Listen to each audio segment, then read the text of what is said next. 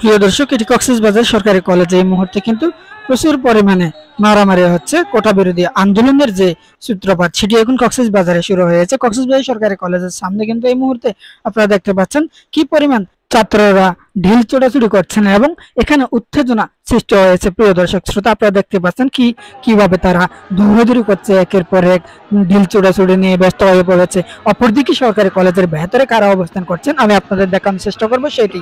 এখানে রয়েছে ছাত্রলীগের নেতাকর্মীরা যে এসেছেন সেটি আমরা ইতিমধ্যে অবগত হয়েছি। তবে এখনো পর্যন্ত সর্বশেষ খবর আমরা জানতে পাচ্ছি না। তবে আমরা আপনাদের দেখানোর চেষ্টা করব কি পরিমাণ এখানে মারামারি কতক্ষণ পর্যন্ত চলে সেটি আপনাদের দেখানোর চেষ্টা করব। আপনারা জানেন সারা দেশে কোটা ইস্যু নিয়ে বিভিন্নভাবে উত্তেজনা ছড়িয়ে পড়ছে। সরকার বিরোধী যে আন্দোলন চলছে, এখানে অনেক কথা রয়েছে, রাজাকারের বিষয় নিয়ে অনেক কথা রয়েছে। ছাত্র শিক্ষকরা মিলে কোটা বিরোধী আন্দোলন, কোটা সংস্কারের বিষয় নিয়ে তারা আন্দোলন চালিয়ে যাচ্ছেন একের পর এক বেশ কিছুদিন ধরে। এতদিন পর্যন্ত কিন্তু কক্সবাজারে উত্তেজনা সৃষ্টি হয়নি। উত্তেজনা না থাকলেও হঠাৎ করে আজ সারা দেশের নিয়ে আজকে কিন্তু কক্সবাজারে এই একটু আগেই যে সরকারি কলেজের সামনে কোটা বিরোধী আন্দোলন যে শুরু হয়েছিল, সেই কোটা বিরোধী আন্দোলন এখন অনেকটাই শান্ত বলা যায়। কক্সবাজার সরকারি কলেজে যে পরিস্থিতি থমথমে বিরাজ করছিল, যে উত্তেজনা ছড়িয়ে পড়েছিল পুরো ক্যাম্পাস এলাকা, এখানে উত্তেজনা যে দেখা দিয়েছিল সেই উত্তেজনা কিন্তু অনেকটাই কমে গেছে। তবে পুলিশ পহরায় পুলিশের কঠোর নজরদারির মধ্যে ছিল এই ক্যাম্পাস এলাকা, পুরো কক্সবাজার সরকারি কলেজ এলাকা। তাই এখানে অনেক যেভাবে তারা উত্তেজনা সৃষ্টি করতে চেয়েছিল সেটি ভণ্ডল করে দিয়েছে। তবে আমরা সর্বশেষ কি হয় সেটি জানার অপেক্ষায় থাকবো। আপনারা আশা করি সাথে থাকবেন। এটি কক্সবাজার সরকারি কলেজ গেটের সামনে আমি এই মুহূর্তে অবস্থান করছি।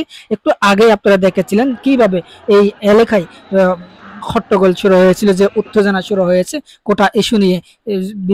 পুরো সরকারি কলেজের সামনের প্রধান সড়কটি তারা দখলে নিয়েছিল।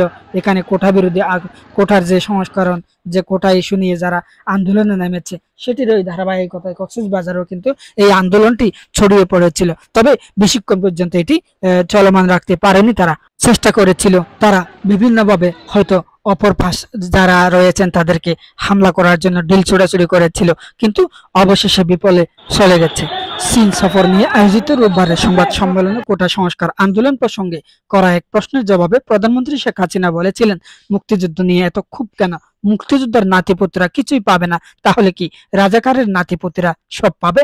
প্রধানমন্ত্রীর এ বক্তব্যে বিক্ষোভে ফেটে পড়েন কোটার বিরুদ্ধে আন্দোলনকারী শিক্ষার্থীরা।